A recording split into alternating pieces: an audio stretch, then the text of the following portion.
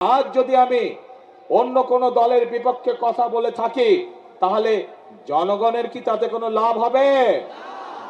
আমরা বিশ্বাস করি জনগণই সকল ক্ষমতার উৎস। বিএনপি আগামী 12 তারিখে নির্বাচনে সরকার গঠন হলে যত দ্রুত সম্ভব আমরা এই এলাকার এয়ারপোর্ট ইনশাআল্লাহ চালু করব।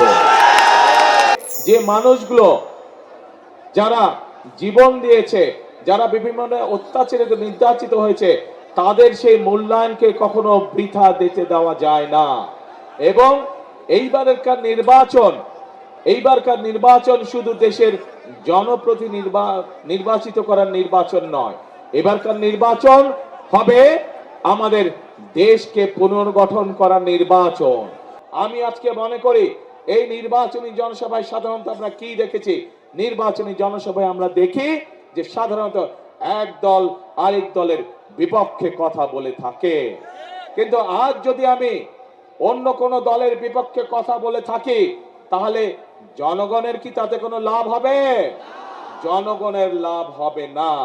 জনগণের জানতে চায় যে জনগণ যে আমাদেরকে ভোট দিবে আমরা জনগণের জন্য কি করব, এলাকার জন্য কি করব, এলাকার মানুষের জন্য আমরা কি করব।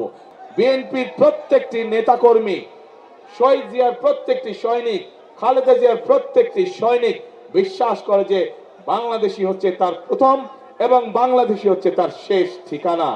কাজেই প্রিয় ভাই বোনেরা, এই দেশ আমরা বিশ্বাস করি জনগণই সকল ক্ষমতার উৎস, এবং যেহেতু আমরা বিশ্বাস করি জনগণই সকল ক্ষমতার উৎস, সেই জন্য আমরা জনগণের সামনে এসে দাঁড়িয়েছি।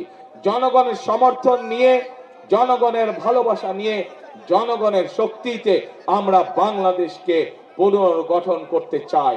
যেই বাংলাদেশে সাধারণ মানুষ, খেটে খাওয়া মানুষ নিরাপদে রাস্তায় চলাচল করতে পারবে, যেই বাংলাদেশে সাধারণ মানুষ নিরাপদে ব্যবসা বাণিজ্য চাকরি বাকরি করতে পারবে, যেই বাংলাদেশে মা বোনেরা নিরাপদে কর্মসংস্থানের ব্যবস্থা করতে পারবে, নিরাপদে পথে চলাচল করতে পারবে, যেই বাংলাদেশের শিশুরা, ভবিষ্যৎ প্রজন্মরা তাদের শিক্ষা ব্যবস্থা সুন্দরভাবে করতে পারবে, যাতে করে তারা মানুষ হয়ে গড়ে উঠতে পারে, যেই বাংলাদেশে তরুণ সমাজেরা, যুব সমাজের সদস্যরা তাদের লেখাপড়ার পরে কোনো না কোনো একটি কর্মসংস্থানের ব্যবস্থা করতে পারবে, তাদেরকে বেকার থাকতে হবে না। যেই বাংলাদেশে আমরা এমন একটি বাংলাদেশ চাই যে বাংলাদেশে মানুষ অন্তত ন্যূনতম চিকিৎসা ব্যবস্থা থেকে, চিকিৎসার সুবিধা থেকে বঞ্চিত হবে না। আমরা আন্দোলন করেছি, আমরা 71 সালে যুদ্ধ করেছি, আমরা এই দেশকে স্বাধীন করেছি। 2024 সালে আমরা ছাত্র জনতার অভ্যুত্থান দিয়ে এই দেশের স্বাধীনতা রক্ষা করেছি। এখন আমাদেরকে দেশকে গঠন করতে হবে, এখন আমাদের এই দেশকে তৈরি করতে হবে, এই দেশের অর্থনীতিকে, এই দেশের গণতন্ত্রকে আমাদেরকে মজবুত করে গড়ে তুলতে হবে, যাতে এই দেশের মানুষের সামনে একটি নিরাপদ ভবিষ্যৎ তৈরি হতে পারে। প্রিয় ভাই বোনেরা, 71 সালে আমরা যখন যুদ্ধ করে দেশ স্বাধীন করেছিলাম তখন আমরা দেখিনি কে মুসলমান, কে বৌদ্ধ, কে হিন্দু, কে খ্রিস্টান।